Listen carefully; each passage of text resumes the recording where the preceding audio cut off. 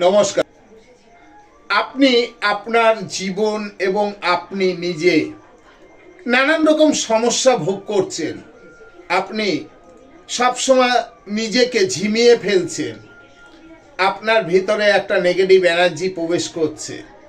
আপনি রবিবারে এই ছোট্ট উপায়টি যদি করতে পারেন, দেখবেন করার সাথে সাথে আপনার শরীরে এবং আপনার মনে একটা আনন্দ ভাব আসবে। আপনি কি করবেন? আপনি বাজার থেকে একটি ছোট কাঁচা কুমড়ো নিয়ে আসবেন। নিয়ে এসে ওই কুমড়োটাকে স্নান করান।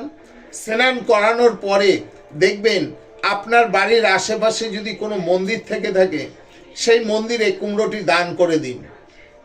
দান করে আপনি চলে আসুন। দান করার সাথে সাথে দেখবেন আপনার ভিতরে কেমন একটা আনন্দ ভোগ করছে। আপনার মঙ্গলে মঙ্গল হবে। আমি মিলন অধিকারী আপনাকে চ্যালেঞ্জ দিয়ে বলছি।